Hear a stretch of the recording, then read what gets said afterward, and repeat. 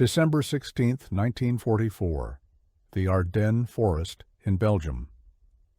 As dawn broke over the snow-covered landscape, 20-year-old First Lieutenant Lyle Buck, Jr. peered through the morning mist from his foxhole near the tiny village of Lanzarote. What he saw would have made most men's blood run cold. Marching toward his position was a column of approximately 500 German paratroopers, members of the elite Fallschirmjäger, some of the finest soldiers the Wehrmacht could field. Buck commanded just 18 men. The odds were nearly 30-1. But this wasn't just any young officer staring down an overwhelming enemy force. Lyle Buck had spent a full year teaching small unit defensive tactics at Fort Benning, Georgia. He had graduated fourth in his class at Officer Candidate School, earning the privilege to instruct the next generation of Army leaders. Now, all that teaching, all those theoretical lessons about how to defend against a superior force, were about to be put to the ultimate test.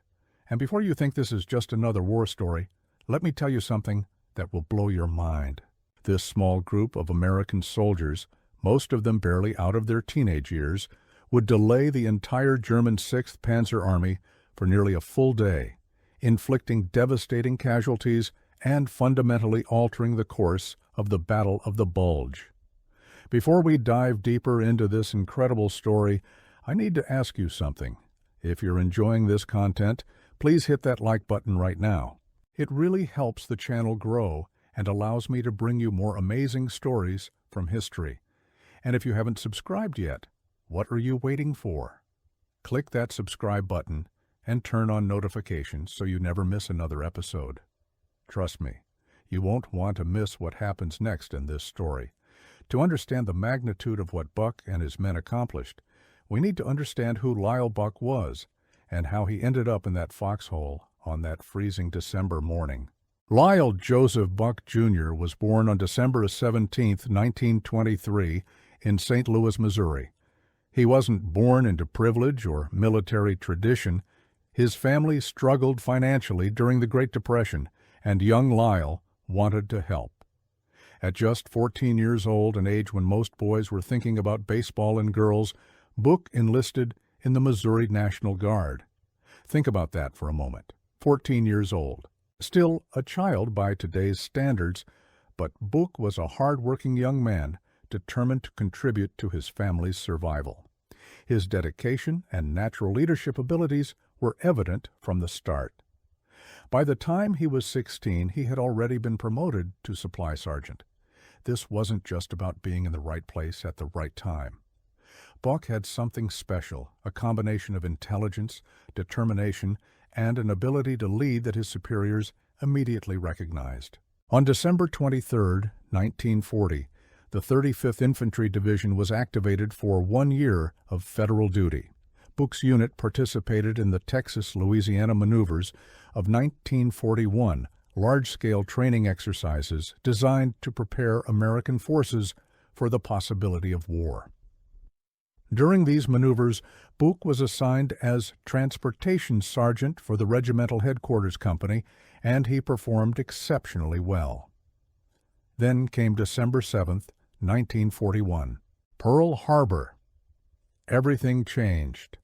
The 1-year federal duty status was indefinitely extended. Instead of returning home, Buck and his unit were sent to California to guard against a possible Japanese invasion of the West Coast. When his unit was subsequently moved to the Aleutian Islands in May 1942, Buck made a decision that would change his life. He decided to volunteer for Officer Candidate School. The training was intense. 4 months of grueling preparation at Fort Benning, Georgia. But Buck thrived under pressure. He graduated fourth in his class of 57 officers on August 25, 1942. Here's where the story gets really interesting. The Army had a policy that the top 10 graduates of each officer candidate school class would be retained to teach the next class. Buck, with his 4th place finish, was selected to stay at Fort Benning as an instructor. His specialty? Small unit defensive tactics. For an entire year, Buck taught other officers how to defend a position against superior enemy forces. He studied the theory, ran the simulations, and drilled countless students on the principles of defensive warfare. Little did he know that in 2 years he would have to use every single lesson he had taught. Except this time, it wouldn't be a classroom exercise. It would be life or death. After his year as an instructor, Buch was transferred to the 99th Infantry Division for deployment to Europe. The 99th was known as the Checkerboard Division, and it was filled with inexperienced troops. Most of the soldiers had never seen combat. Buch was assigned to command the intelligence and reconnaissance platoon of the 394th Infantry Regiment. This was a specialized unit of 18 men, and they weren't your average soldiers. These men had been carefully selected because they were expert marksmen and in peak physical condition. Many of them were college-educated, former members of the Army's specialized training program that had been abruptly terminated. They were smart, capable, and well-trained for reconnaissance work. But direct combat? That was a different story. The division arrived at Le Havre, France, in early November 1944. By mid-November, without any battle experience, they were positioned in the Ardennes. Now, if you know anything about World War II, you know that the Ardennes was considered a quiet sector. The Allies believed the dense forest and difficult terrain made it an unlikely place for a German offensive. They had forgotten that just 4 years earlier the Germans had launched their devastating blitzkrieg through this exact same region, bypassing the Maginot Line and conquering France in a matter of weeks. History, as they say, has a tendency to repeat itself. For the next few weeks, Buch's reconnaissance platoon did what they were trained to do. They established listening posts, maintained observation points, and gathered intelligence.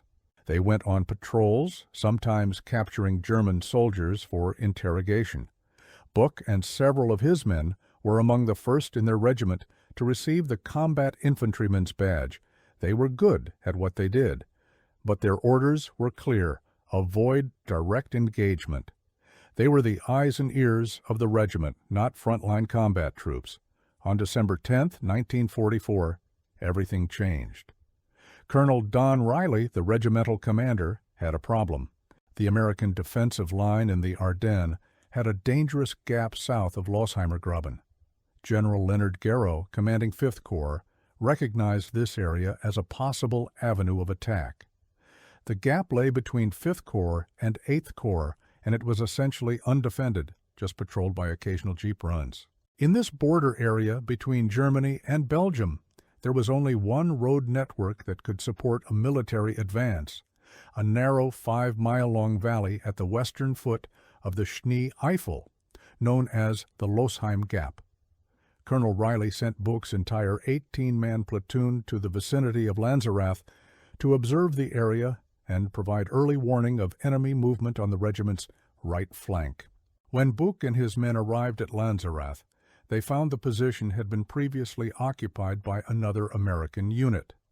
There were already well-dug foxholes in the tree line northwest of the village. The position offered excellent observation of the highway that ran north through Lanzerath to the main defensive positions of the regiment and eastward toward the town of Losheim, just inside the German border. But Buch wasn't satisfied with just good enough.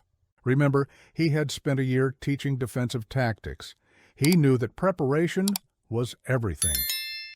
Over the next 5 days, from December 10th through December 15th, Buch and his men transformed their position into a fortress. They improved the foxholes, digging them deeper and reinforcing them with logs. They developed a comprehensive defensive plan with interlocking fields of fire. They ran a communication line all the way back to the regimental command post, and they gathered weapons. Lots of weapons.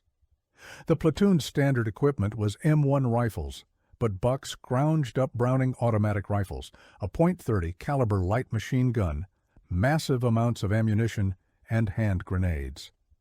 If they had to fight, they would fight with everything they had. The position they chose gave them control over 300 yards of ridgeline to the northeast and allowed them to cover a critical fork in the road to their left. Each foxhole was dug deep enough for 2 or 3 men to fire from cover while remaining hidden. Pine logs covered the positions, providing additional protection from artillery tree bursts. From a defensive standpoint, it was textbook perfect. Buch had literally written the book on this, or at least taught it. But there was one major problem. A tank destroyer section from the 14th Cavalry Group had set up in Lanzerath village itself, about 200 yards to the southeast of Buch's position. There was almost no coordination between the two units. The cavalry group belonged to 8th Corps, while Buch's platoon was part of 5th Corps. They were operating on different radio frequencies and following different chains of command. This lack of coordination would prove critical in the hours to come. December 16, 1944, 5:30 in the morning. The darkness of the winter night was suddenly shattered by the thunder of artillery. The Germans launched a 90-minute artillery barrage using 1,600 artillery pieces across an 80-mile front. The opening salvo of what would become known as the Battle of the Bulge had begun. Many shells exploded in the treetops, sending deadly shrapnel raining down, but Buch's men were safe in their deep, reinforced foxholes. The young instructor's insistence on proper preparation was already saving lives. At 8 in the morning, Buch heard explosions from other battles nearby. The German offensive was clearly much larger than just their sector. Then something concerning happened. The tank destroyer section in Lanzerath village suddenly pulled out, withdrawing without informing Buch's platoon. Just like that, Buch and his 18 men became the only American unit in the entire area. They were alone. As dawn fully broke, Buch sent 3 of his men to set up an observation post in a house on the eastern side of the village that had been abandoned by the tank destroyer unit. Staff Sergeant William Slape, Private First Class James, and Private John Krieger moved into position. Buch accompanied them to check the site. What he saw through the morning mist made his blood run cold. Emerging from the fog to the east was a long column of what appeared to be about 500 German troops marching directly toward them. Their distinctive helmet style immediately identified them. These were Fallschirmjäger, German paratroopers, among the finest and most experienced soldiers Germany could field, elite troops, battle-hardened veterans, and there were 500 of them. Buch was 20 years old. His 21st birthday was the next day. None of his training, none of his experience had prepared him for this moment. He was outnumbered approximately 30-1. Any rational person would have immediately withdrawn. But Buch knew something that the textbooks didn't teach. He knew that the terrain favored the defender. He knew his men were in excellent positions, and he knew that if these Germans got through, they could outflank the entire regiment. Sometimes you don't get to choose your battles. Sometimes the battle chooses you. Buch and James scrambled back to the ridgetop and the rest of their unit. The platoon's telephone landline to 1st Battalion headquarters in Losheimer Graben had been knocked out by the artillery barrage, but their SCR 300 radio still worked. Buch reached regimental headquarters at Hüningen on the radio. His request was simple and direct: permission to withdraw and engage in a delaying action, fight and fall back. Standard tactics when facing a superior force. The response was not what he wanted to hear. He was told to remain in position. Reinforcements from 3rd Battalion would come to support them. Just hold on. Help is coming. Buch knew that reinforcements might not arrive in time or at all. The entire front was under attack. Every unit was engaged, but orders were orders. He would hold this position. In the village below, Private Krieger watched as the forward elements of the German column entered Lanzerath. The column was so large it took time for all the troops to move through the small village. This gave Buch a few precious minutes to prepare. 4 members of a forward observation team from Battery C, 371st Field Artillery, had been in the village when the tank destroyer unit withdrew. Lieutenant Warren Springer and 3 enlisted men, Sergeant Peter Gackey, Technician 4th Grade Willard Wibben, and technician 5th grade Billy Queen made their way to Buch's position. They had seen the Germans coming and knew they needed to get to a defensive position fast.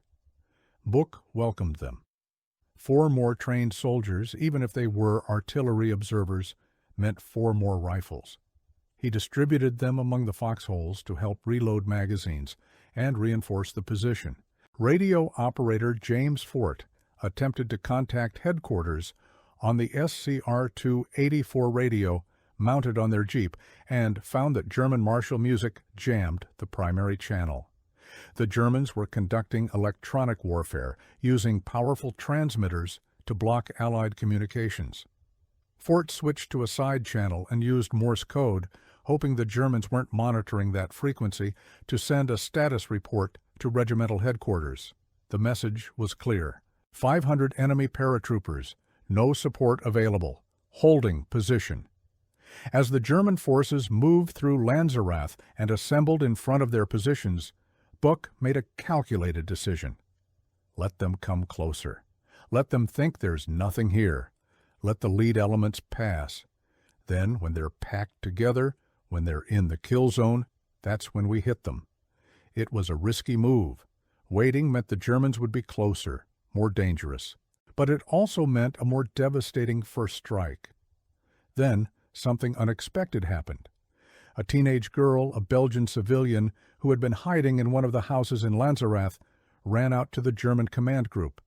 She was pointing frantically in the general direction of Buch's position, clearly indicating that American soldiers were there. The element of surprise was compromised. A German officer barked an order, and the entire column dove into roadside ditches. The Americans had been holding their fire because of the presence of the girl, not wanting to risk hitting a civilian. They had lost their perfect ambush opportunity. But the battle was about to begin anyway. Fire erupted almost immediately from both positions. The Germans, recovering from their initial surprise, attempted a frontal assault across a snow-covered, gently rising field that was over 100 yards long and bisected by a fence. They were charging uphill across open ground in the snow against concealed defenders with excellent fields of fire. It was a tactical nightmare for the attackers. Buch's men opened up with everything they had. The Browning automatic rifles chattered. The .30 caliber machine gun roared. M1 rifles cracked with steady precision. The Germans were cut down in waves. Bodies fell in the snow. The attack faltered. The Germans pulled back, but they didn't give up. These were elite paratroopers, not green conscripts. They had fought in Crete, in North Africa, in Russia. They knew how to fight. The German commander, realizing that a frontal assault was ineffective, tried different tactics. They attempted to flank the position, moving through the woods.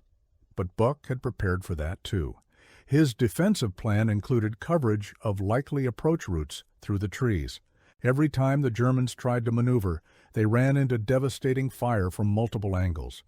Buch moved constantly along the line, exposing himself to enemy fire to check on his men, adjust fields of fire, redistribute ammunition. This was leadership in its purest form, not giving orders from the rear, but being there, in the thick of it, making sure his soldiers had what they needed. The men could see their commander right there with them, and it gave them courage. If Lieutenant Buch could stand up in this storm of steel, then they could keep fighting too. The Germans attacked again, and again. Each assault was beaten back with heavy casualties. The snow in front of the American positions was stained red with German blood. Artillery observer Billy Queen manned one of the machine gun positions, pouring fire into the advancing Germans. The 4 artillerymen who had joined the platoon were fighting like infantry now, and they were doing it well. Around mid-morning, Buch called for artillery support. If they could get artillery fire on the German assembly areas, they could break up the attacks before they even started. But there was no support available. Every artillery battery in the division was engaged elsewhere. The German offensive was happening all along the front, and artillery was being called in from every sector. Buch and his men were on their own. The Germans kept coming, wave after wave. they had 500 men. They could afford casualties. They had orders to take this position and open the road north. The entire German 6th Panzer Army's timetable depended on it. Behind these paratroopers was Kampfgruppe Peiper, a powerful armored battle group of 4,800 men and 600 vehicles, including King Tiger tanks. But they couldn't advance until the paratroopers cleared the way, and the paratroopers couldn't get past Buch's 18 men. Think about that for a moment. 18 American soldiers, most of them barely out of their teens, were holding up an entire German panzer army. The Wehrmacht's carefully planned timetable called for reaching the Meuse River on the first day. But they couldn't even get through a tiny Belgian village because a young teacher from Missouri and his platoon refused to break. As the day wore on, the situation became increasingly desperate. Ammunition was running low. The men were rationing their shots, making every bullet count. The .50 caliber heavy machine gun, their most powerful weapon, began to malfunction. The barrel had become so hot from continuous firing that it started to warp. Then it began firing on its own, uncontrollable, until the barrel finally warped completely and the weapon became useless. The Germans tried a different approach. They brought up mortars and began dropping shells on the American positions. The foxholes and log covers provided protection, but it was terrifying. Each explosion showered the defenders with dirt, snow, and shrapnel. Men were wounded, but they kept fighting. Buch was hit in the leg by a bullet that penetrated his foxhole. He bandaged it quickly and kept commanding his platoon. In the early afternoon, the Germans launched their most determined assault yet. They came from multiple directions simultaneously, trying to overwhelm the defenders through sheer weight of numbers. The fighting became desperate. Hand grenades were thrown from both sides. Close-quarters combat erupted in the wooded areas as some Germans closed to within grenade range. American soldiers used their rifles as clubs. Bayonets were fixed. It was brutal, primeval warfare. But still, the line held.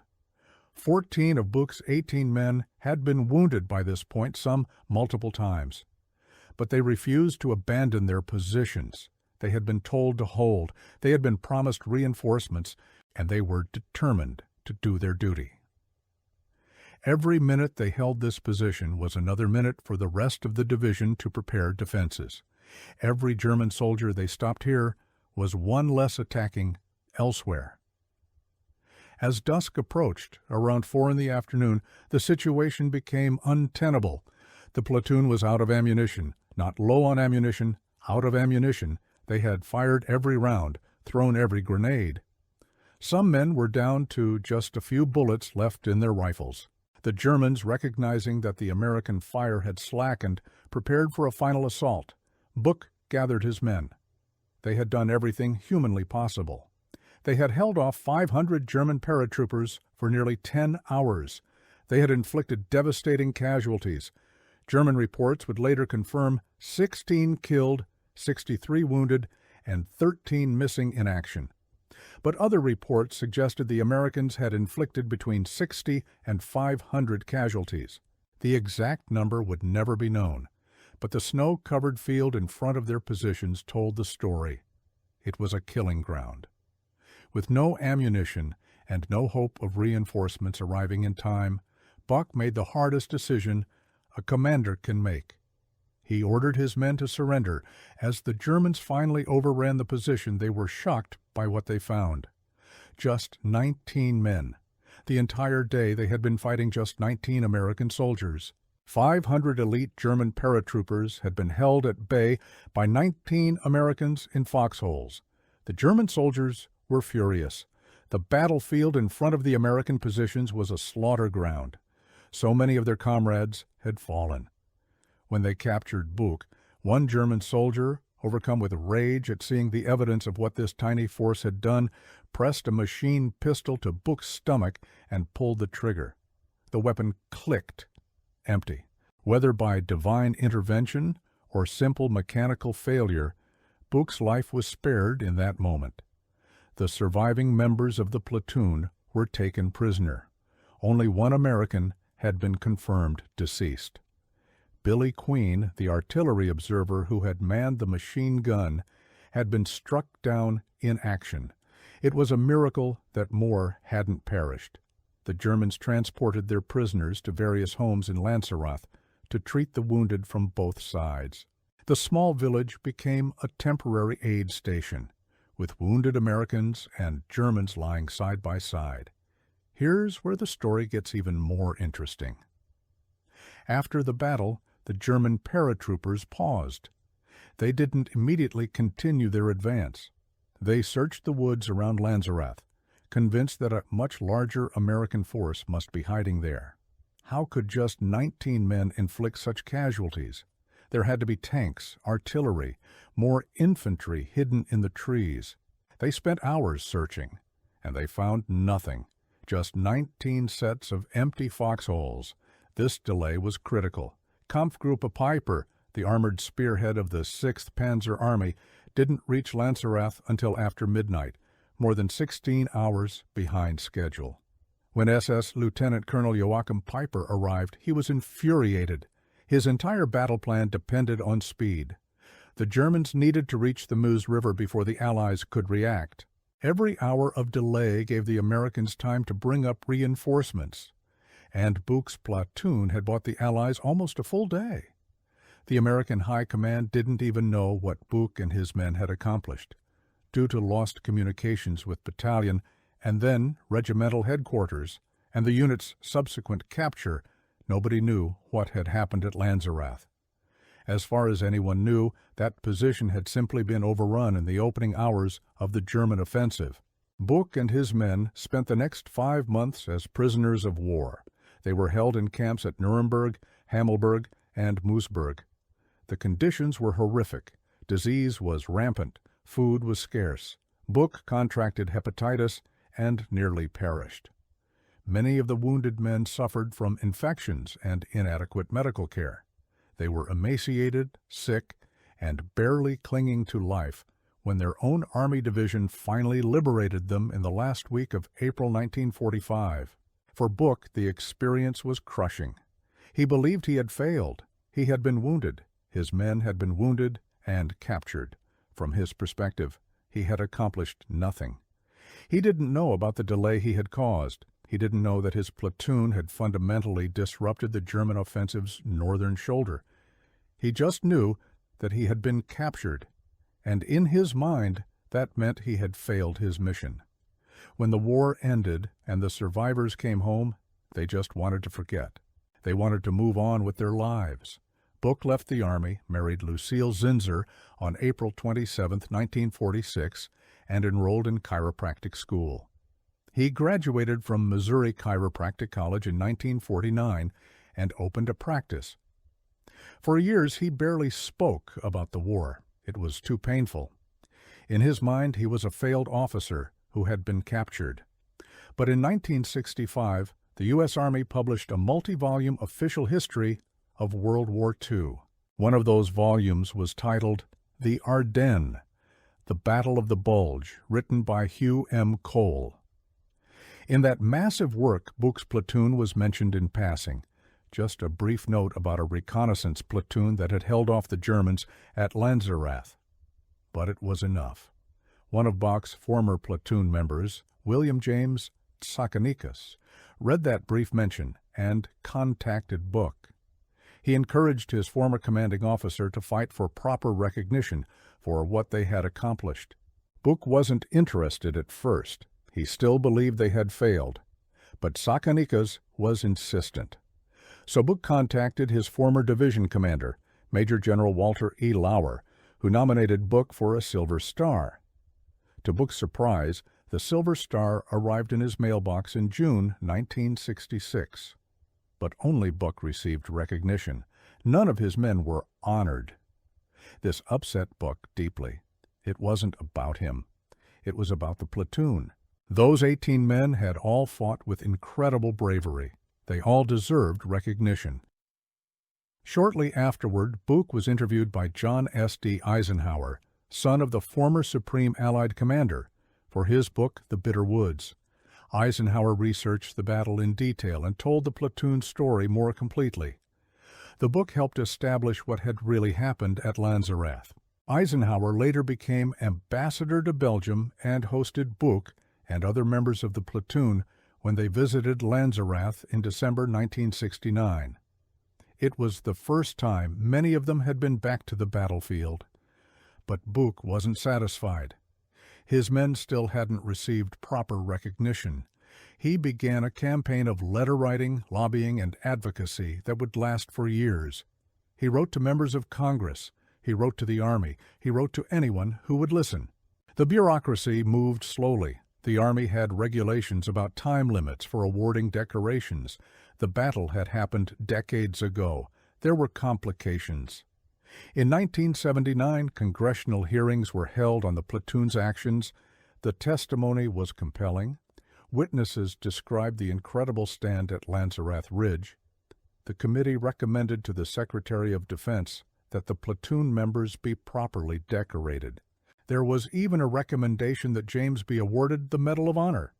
The U.S. Army and U.S. Air Force concurred with the recommendation, but the Marine Corps, which had representation on the review board, responded that James had failed to show sufficient intrepidity.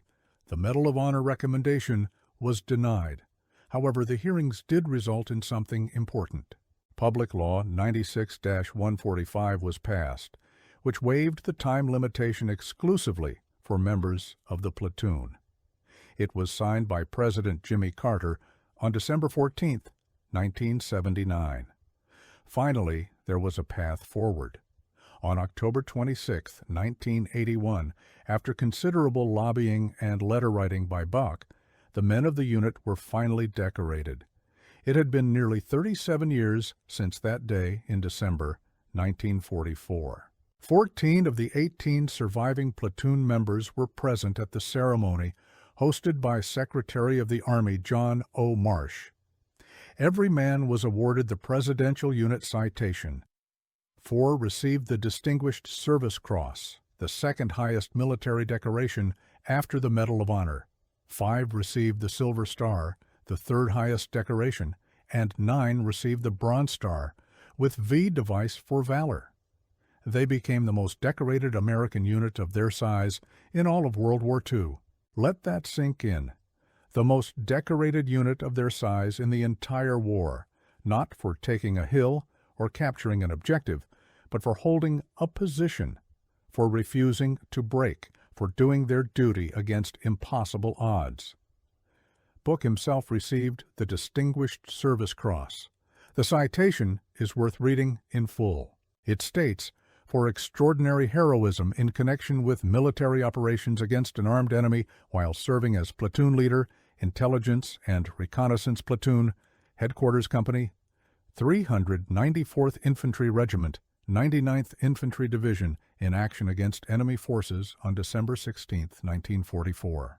Despite being hopelessly outnumbered and outgunned by a battalion of German paratroopers, First Lieutenant Buch, realizing the importance of his position, skillfully deployed his men and refused to withdraw. His efforts were directly responsible for his platoon inflicting heavy casualties on the enemy, repelling them during 3 separate attacks and delaying their advance for 18 hours. Finally, out of ammunition and hopelessly outnumbered and surrounded by the enemy, he was overwhelmed by the enemy forces and captured at gunpoint. Captain Buch's extraordinarily heroic actions against insurmountable odds contributed materially to the Allied success at the Battle of the Bulge. His personal bravery and zealous devotion to duty exemplify the highest traditions of the military forces of the United States. In 2004, author Alex Kershaw published a book titled The Longest Winter, documenting the defensive actions of the platoon in extensive detail. Buch cooperated with Kershaw, but he imposed one condition. He told Kershaw that other authors had always written about him, the platoon leader, and ignored the other men.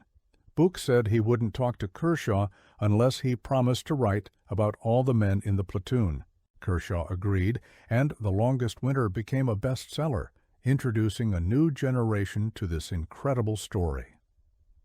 On May 12, 2005, veterans of the 99th Infantry Division and local citizens of Lanzerath, Belgium, dedicated a monument to commemorate the fight. The monument is a simple brass plaque alongside a bench and a United States flag, positioned on the grassy hill overlooking the village. The plaque reads, "Uncommon valor was a common virtue, in honor and memory of all soldiers who fought here December 16, 1944. Intelligence and Reconnaissance Platoon, 394th Regiment, 99th Infantry Division." If you visit Lanzerath today, you can stand on that ridge and look out over the field where 500 German paratroopers tried to break through.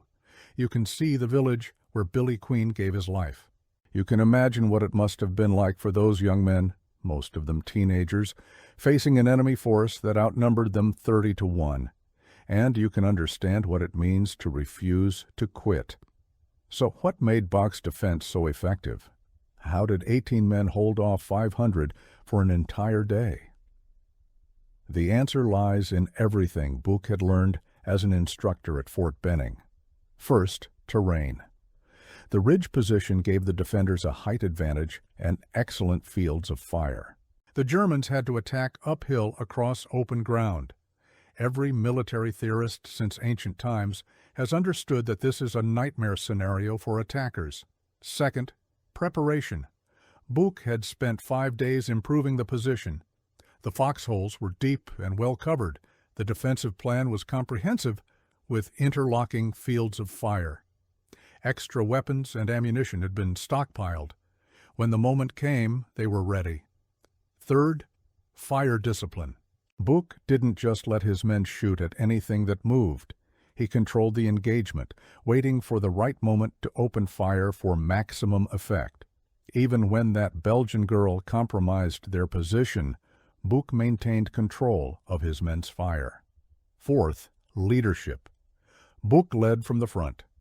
He moved along the line during the battle, exposing himself to danger, making sure his men had what they needed. That kind of leadership inspires soldiers to give everything they have. Fifth, the soldiers themselves. These weren't ordinary troops. They were carefully selected expert marksmen in peak physical condition. Many were college-educated. They were intelligent, capable, and well-trained. And when the moment came, they rose to the challenge. But perhaps most importantly, they believed in their mission. They had been ordered to hold. They had been promised reinforcements. They trusted their leadership and their training. And they were willing to sacrifice everything to do their duty. That's what made them extraordinary. The impact of Buch's stand at Lanzerath Ridge cannot be overstated. The delay of nearly 20 hours to Kampfgruppe Peiper fundamentally altered the German offensive in the northern sector. When Peiper finally got moving, he was so far behind schedule that he couldn't reach his objectives before the Americans brought up reinforcements. The twin villages of Rockerath-Krinkelt, which were supposed to fall quickly, became the scene of fierce fighting. The high ground at Elsenborn Ridge, which the Germans needed to control, remained in American hands. The entire northern shoulder of the German offensive became bogged down. Meanwhile, in the south, the Americans held Bastogne, another critical road junction. The 101st Airborne Division's famous stand at Bastogne has been celebrated in books, movies, and television series, and rightfully so. They fought with incredible courage under terrible conditions, but Bastogne gets all the attention.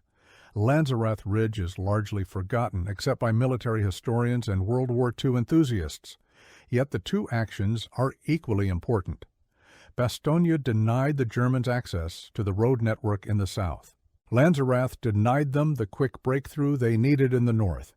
Together, these defensive stands bought time for the Allies to respond. Within days, reinforcements were pouring into the Ardennes. Patton's Third Army executed a remarkable 90-degree turn and drove north to relieve Bastogne. British forces under Montgomery took over command of the northern sector, freeing American units to counterattack. And when the weather finally cleared, Allied air power devastated the German columns. The Battle of the Bulge would rage until late January 1945, but the outcome was never really in doubt after those first critical days. The Germans had gambled everything on speed. They needed to reach the Meuse River, cross it, and drive to Antwerp before the Allies could react. But they never made it. The farthest west the offensive reached was the village of Foy-Notre-Dame, stopped by the U.S. 2nd Armored Division on December 24th. The German offensive cost them irreplaceable men and equipment. Tanks, trucks, fuel, ammunition, all expended in a desperate gamble that failed. Those resources couldn't be replaced. Meanwhile, the Allies had unlimited reserves of men and material. After the Bulge, the outcome of the war in Europe was inevitable. The only question was how long it would take. Before we wrap up this incredible story, I want to remind you to leave a comment below. What do you think about Book and his men? Could you have held that position for 10 hours against 500 enemy soldiers? What would you have done in Book's position? I read all the comments, and I love hearing your thoughts on these stories. Lyle Buck lived a long life after the war. He practiced as a chiropractor in Missouri until he retired in 1997. He and his wife, Lucille, raised 5 children: Diane, Denise, Douglas, Dwight, and Daniel. Sadly, both Lucille and Daniel predeceased him, but Buck lived to see his grandchildren and great-grandchildren. He lived to see his men finally receive the recognition they deserved. He lived to see the monument erected at Lanzerath. He lived to see his story told in books and documentaries. On December 2, 2016, just 15 days before what would have been his 93rd birthday, Lyle Buck passed away. The young teacher who had held off 500 Germans, the platoon leader who had refused to give up, the advocate who had fought for 37 years to get his men recognized, was gone. But his legacy lives on. The lesson of Lanzerath Ridge isn't just about military tactics or defensive warfare. It's about refusing to quit when the odds are against you. It's about preparation meeting opportunity. It's about leadership that inspires rather than commands. It's about ordinary people doing extraordinary things when the moment demands it. Buck was a teacher. He taught defensive tactics in a classroom. Then he had to use those lessons in the most brutal classroom imaginable, actual combat, and everything he had taught, everything he had learned came together in those 10 hours on a snowy ridge in Belgium. Think about the responsibility Buck carried. He was 20 years old. 20. Most people that age today are in college, worried about exams and relationships and what job they'll get after graduation. Buck was commanding 18 lives in combat, making decisions that would affect not just his men, but the entire course of a battle involving hundreds of thousands of soldiers. The weight of that responsibility is almost incomprehensible. And yet, he didn't break. When he saw 500 enemy soldiers marching toward his position, he didn't panic. He used his training. He trusted his men. He made a plan and executed it. When things went wrong, when the communication line was cut, when the tank destroyers withdrew, when the promised reinforcements didn't arrive, he adapted. He kept fighting. He kept leading. There's a military saying, "No plan survives contact with the enemy." What it means is that you can plan all you want, but once the shooting starts, things will go wrong. Equipment will fail. Communications will be disrupted. The enemy will do something unexpected. The mark of a good leader is how they adapt when the plan falls apart. Buck's plan fell apart almost immediately, and he just kept fighting.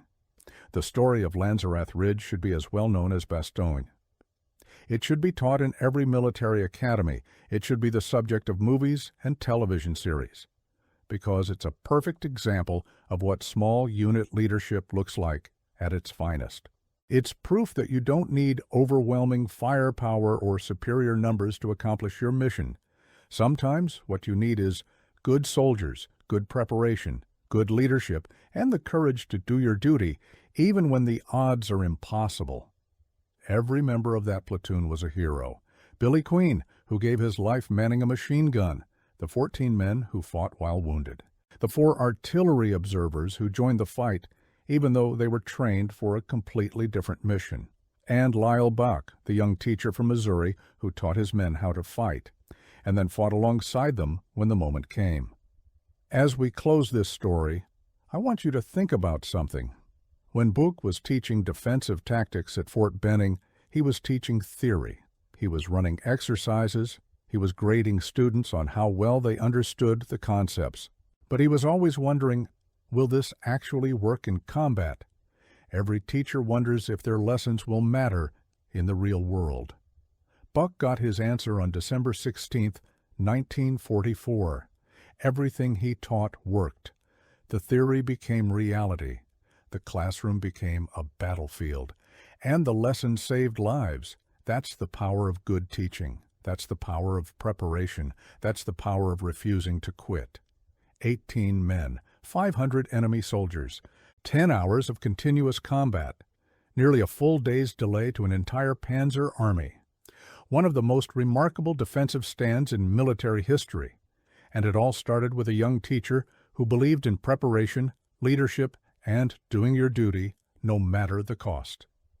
If you enjoyed this story, make sure you check out our other videos about incredible moments from World War II. There are so many stories that deserve to be told, so many heroes whose names should be remembered. And if you haven't already, hit that subscribe button and turn on notifications. I promise you won't regret it. Thank you for watching, and I'll see you in the next video.